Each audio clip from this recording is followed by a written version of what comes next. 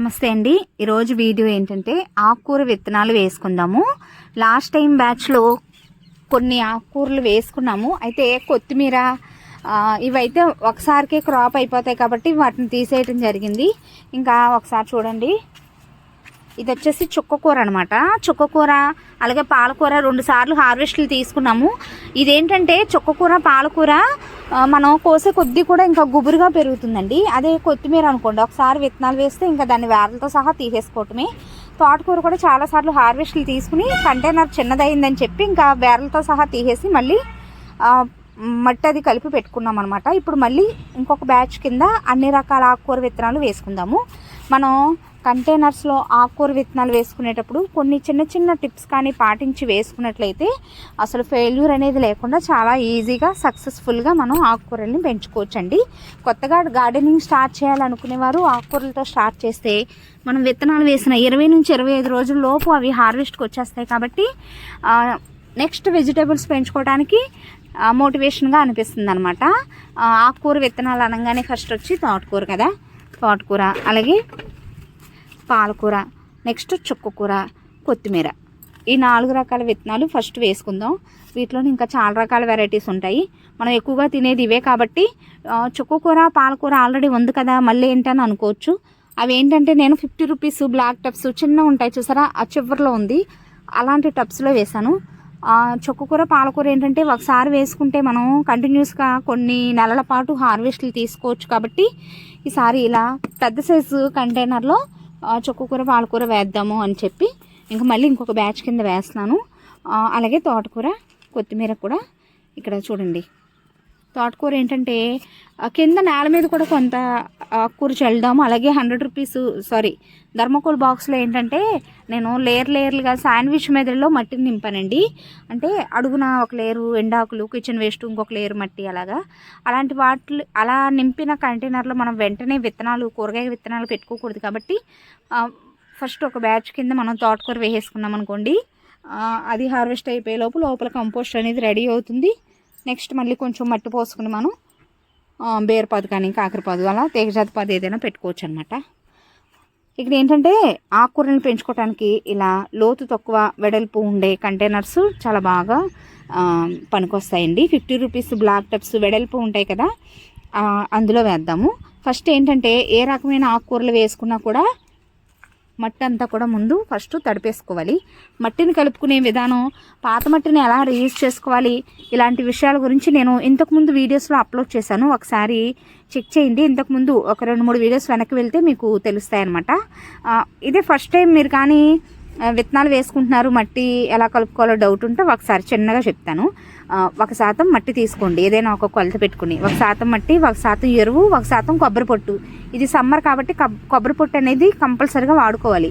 ఎందుకంటే ఈజీగా అంటే తొందరగా తేమ అనేది ఆరిపోతూ ఉంటుంది. ఇంకా మిగిలిన రోజులన్నీ కూడా టెంపరేచర్స్ అవి పెరిగిపోతూ ఉంటాయి. కాబట్టి కంపల్సరీగా సమ్మర్లో కొబ్బరి పొట్టుని మట్టిలో కొంచెం ఎక్కువగానే కలుపుకోవడానికి ప్రిఫర్ చేయండి. 1% మట్టి, 1% ఎరువు, 1% కొబ్బరి పొట్టు, ఈ 3 సమపాలలో తీసుకుని ఆకుకూరలకి ఏంటంటే ఒకసారి చూడండి, ఆల్రెడీ నేను కలిపేశాను.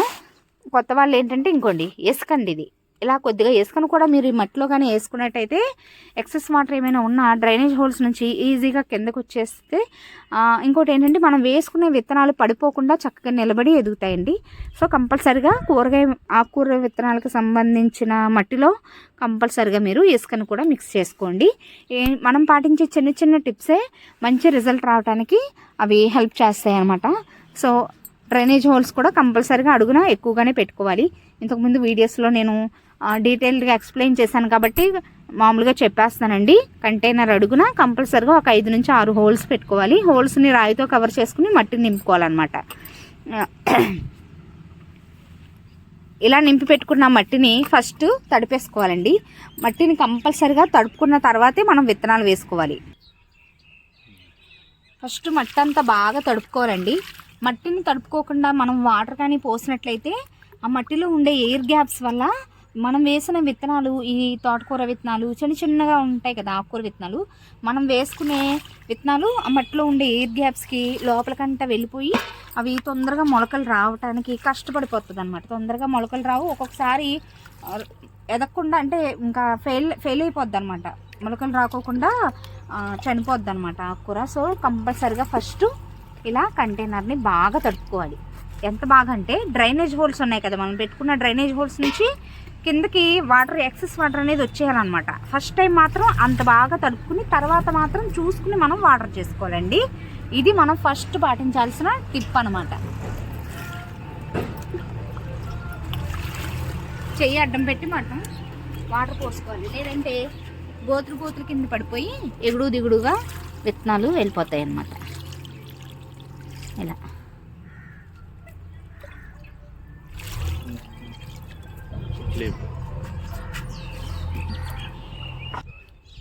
ఫస్ట్ ఇలా మట్టిని బాగా తడుపుకోవాలండి. తడుపుకున్న తర్వాత మనం ఫస్ట్ ఏం చెప్పాను ఇందాక, కొంచెం పెద్ద సైజు కంటైనర్స్లో చుక్కకూర, పాలకూర వేసుకుందామని చెప్పాను కదా. ఇవ్వండి మొత్తం 4 రకాల ఆకుకూరలు అయితే వేసుకుందాం. ఫస్ట్ ఆకుకూరలు అన్నింటిలో పెంచడానికి కొంచెం ఏంటండి ఇంకొంచెం కష్టంగా అనిపించేది ఏంటంటే కొత్తిమీర అనమాట. కొత్తిమీరని పెంచేటప్పుడు మనం కొన్ని టిప్స్ అనేవి తప్పకుండా పాటించాలి. విత్తనాలు అనేవి ఎప్పటికప్పుడు ఫ్రెష్గా తెచ్చుకోవాలండి. ఇది ఫస్ట్ టిప్ అనమాట. అలాగే 2 రకాల విత్తనాలు ఉంటాయి, కొన్ని హైబ్రిడ్, కొన్ని నాట్ అనమాట. ఇందులోనే 2 రకాలు మిక్స్ అయిపోయినాయండి. ఇవి వచ్చేసి హైబ్రిడ్ వెరైటీ అనమాట. ఇవి రౌండ్గా ఉన్నాయి చూసారా, కొంచెం రెడ్ కలర్లో. ఇందులోనే నార్మల్గా నాట్ వెరైటీస్ కూడా ఉన్నాయి. 2 కలిపి పోసేద్దాం. ఫస్ట్ కంటైనర్లో కొత్తిమీర విత్తనాలు పోద్దాం. దీనికి పెద్దగా లోతు అవసరం లేదండి, వెడల్పు ఎక్కువగా ఉంటే చాలా అనమాట. ఇందాక చెప్పినట్టుగా మట్టిలో వేసుకొని కంపల్సరీగా యాడ్ చేసుకోండి. అయితే కొత్తిమీరని మనం రకరకాలుగా పోసుకోవచ్చు. డైరెక్ట్గా ఇలా కంటైనర్ అంతా కూడా చల్లేసుకోవచ్చు, లేదంటే ఇలా గాడుల కింద తీసుకోవచ్చు, లేదా ఇలా రౌండ్గా వేసుకోవచ్చు అనమాట. మన ఇష్టం, మనకి ఏ పద్ధతి ఈజీగా ఉంది, ఏ పద్ధతిలో మనకి సక్సెస్ రేట్ అనేది బాగుంది, ఇలా తెలుసుకుని మనం వేసుకోవాలి. నేనేంటంటే గాడుల కింద వేస్తానండి. ఏంటంటే రాళ్ళు అలాంటివి ఏమైనా ఉన్నా కూడా తీసేసుకోవాలి. ఇలా మనం చేతితో అయినా తీసుకోవచ్చు. ఇలా గాడులుగా తీసుకోండి. ఫస్ట్ చూసారా, మట్టి డ్రైగా ఉంది, ఇసుకని ఎక్కువగా యాడ్ చేసుకున్నాం కదా.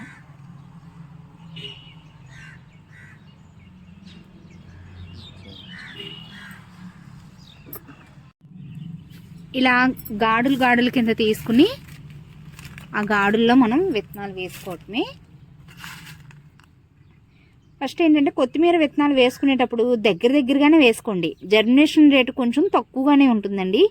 అయినా కూడా ఇలా దగ్గరగా వేసుకోవటం వల్ల ఏంటంటే ఒకదానికొకటి విత్తనానికి మధ్య చక్కగా సపోర్ట్ ఉండి మొక్కకి మధ్య పడిపోకుండా కొత్తిమీర అనేది పెరుగుతుంది. సో ఇలా గాడులుగా తీసుకుని వేసుకున్నది, సాల్లాగా తీసుకుని వేసుకున్నది సక్సెస్ రేట్ అనేది నాకు కొంచెం బాగుంది అనిపించిందండి. ఒకవేళ మీరు అంటే మీ ఏరియాలో ఉండే మట్టిని బట్టి మీకు డైరెక్ట్గా పైన చల్లితే తోటకూర విత్తనాలలాగా బాగా వస్తుంది అనుకోండి, మీరు అదే ఫాలో అయిపోవచ్చు. మనకి ఏ పద్ధతి బాగుందనిపిస్తే ఆ పద్ధతిని ఫాలో అవ్వచ్చండి.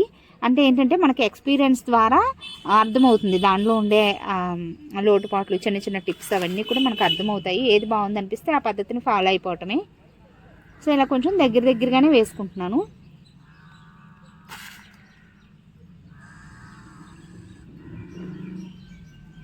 కొత్తిమీరకి ఏంటంటే వాటర్ చాలా జాగ్రత్తగా చేయాలండి. ఒకరోజు ఎక్కువ ఒకరోజు తక్కువ కాకుండా చాలా జాగ్రత్తగా మనం వాటర్ అనేది ఒకే లెవెల్లో కొంచెం తేమ అనేది ఉండేటట్టుగా చూసుకుని చేసుకుంటూ ఉన్నాం అనుకోండి, బాగా పెరుగుతుంది అనమాట.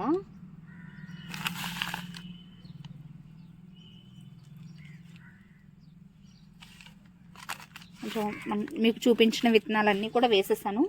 మొలకలు అవి రావడానికి వారం నుంచి 10 రోజులు, ఒక్కొక్కసారి 15 రోజులు కూడా టైం పడుతుందండి. విత్తనాలు మంచివి, నాణ్యంగా ఉండి ఫ్రెష్గా ఉండేవి అనుకోండి, చక్కగా మనం విత్తనాలు వేసుకున్న వారం రోజుల్లోపే మొలకలనే వచ్చేస్తాయి. ఈ పక్కన ఉన్న మట్టిని కొంచెం పైన ఇలా చల్లుకుంటే చాలన్నమాట. మొలకలు రావటం కొంచెం అది పడిపోకుండా కొంచెం హైట్ అయ్యేంత వరకు కూడా మనం జాగ్రత్తగా వాటర్ చేసుకుంటే చాలన్నమాట.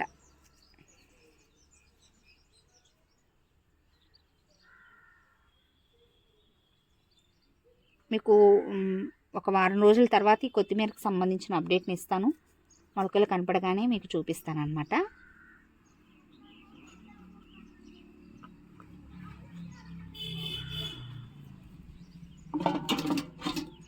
ఇలా పైన కొంచెం వాటర్ స్ప్రింకిల్ చేసుకుంటే చాలు. మట్టి అనేది పైన ఎండిపోకుండా చూసుకోవాలండి, తేమగా ఉండేటట్టుగా చూసుకోవాలి. కొత్తిమీర అయిపోయింది కదా, నెక్స్ట్ పాలకూర వేద్దాం. పాలకూర కూడా నేను కొత్తిమీర వేసినట్టుగానే వేస్తానండి. ఇలా కొంచెం గాడిలాగా తీసుకుంటే పైన మట్టి చల్లుకునే అవసరం ఉండదన్నమాట. అయితే అంత చిక్కగా అవసరం లేదు, పలుచగా వేసుకుంటే చాలన్నమాట. మనం కోసే కొద్దీ గుబురుగా పెరుగుతుంది. హెల్త్ పరంగా కూడా చాలా మంచిదండి పాలకూర. సో తప్పకుండా గార్డెన్లో చక్కగా ఈజీగా పెంచుకోండి. ఇవ్వండి పాలకూర విత్తనాలు ఇవి. చిక్కగా అవసరం లేదు, అంతే సన్నగా.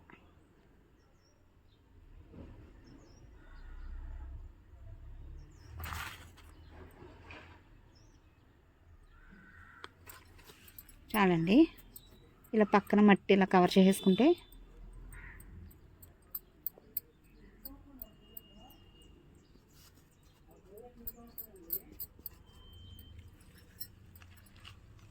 అన్నింటికి వాటర్ ఒకేసారి చేద్దాం. నెక్స్ట్ పక్క కంటైనర్లో చుక్కకూర వేద్దాం.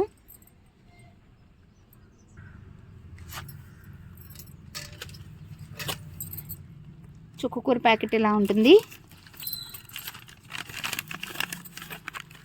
ఇలా ఉంటాయి అన్నమాట లోపల విత్తనాలు.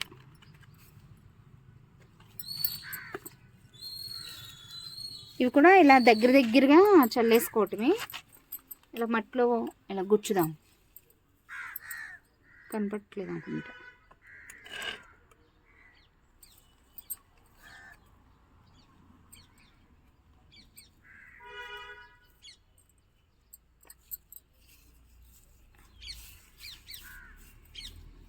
ఇలా పైన వేసుకుని కొంచెం లోపలికి ఇలా గుచ్చండి వేలతో.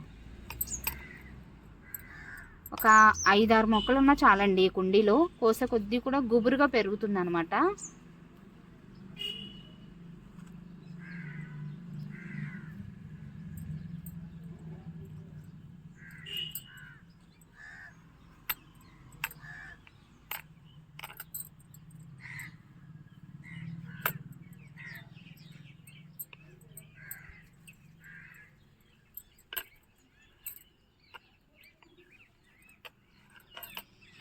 మీకు విత్తనాలు లేవనుకోండి, ఇంతకుముందు నేను చూపించాను కదా, సేమ్ ఆ వాటిలో అంటే చుక్కకూర మొక్కలు ఉన్నాయి కదండి, వాటిలోంచి చిన్న మొద్దులు తీసుకుని కూడా మనం కంటైనర్లో పెట్టుకుని కొంచెం నీళ్ళలో పెట్టుకుని ఒక 4 రోజుల తర్వాత ఎండలో షిఫ్ట్ చేసుకున్నా కూడా ఈజీగా బ్రతికిపోతాయి అన్నమాట.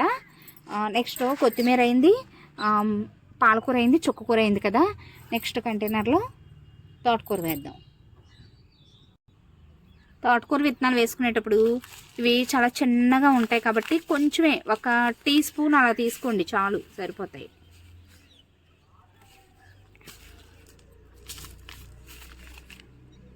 ఇవ్వండి కొంచెం చాలన్నమాట.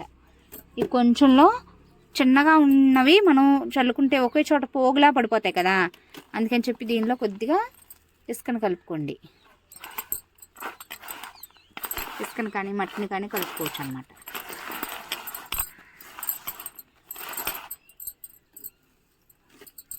ఇలా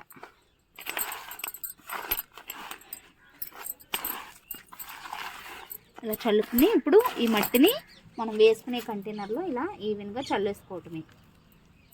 ఇలా వేసుకోవటం వల్ల కుండీ అంతా కూడా పడతాయండి విత్తనాలు, పోగులుగా పడవన్నమాట. సో ఇలాంటి చిన్న టిప్స్ అనేవి మనకి మంచి రిజల్ట్ అనేది ఇస్తాయి. అలాగే ఈ చిన్న సైజు కంటైనర్లో కూడా వేసేస్తున్నాను.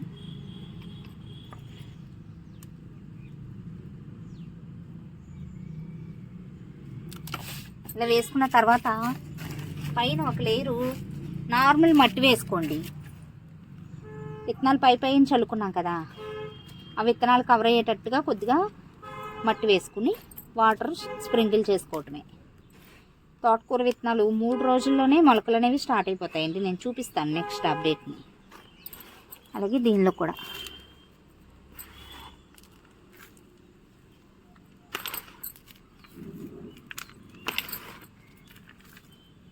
విత్తనం వంతు ఒక సైజు ఉంటే 3 వంతులు మట్టి ఉండేటట్టుగా చల్లుకోవాలండి. మరీ ఎక్కువగా చల్లుకున్నా విత్తనాలు లోతుకి వెళ్ళిపోయి మొలకలు రావు మళ్ళీ.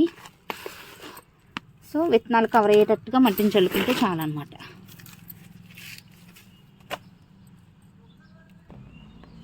ఇప్పుడు మనం వేసుకున్న అన్ని కంటైనర్స్లో కూడా వాటర్ చల్లుకోవాలి. ఇంకా పొద్దునే సాయంత్రం కొంచెం కొంచెంగా వాటర్ ఇలా స్ప్రింకిల్ చేసుకోవాలండి. వాటర్ చేసే విధానం పైన కూడా ఆకుకూరలు పెరుగుతాయి అన్నమాట. వీలైతే వాటర్ బాటిల్ మూతకి హోల్స్ లాగా చేసుకుని షవర్ లాగా కూడా చేసుకుని వాటర్ చేసుకుంటే ఇంకా మంచిది అనమాట.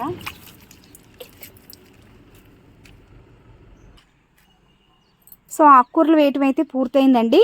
మొలకలు వచ్చిన తర్వాత నెక్స్ట్ అప్డేట్ని మీకు షేర్ చేస్తాను.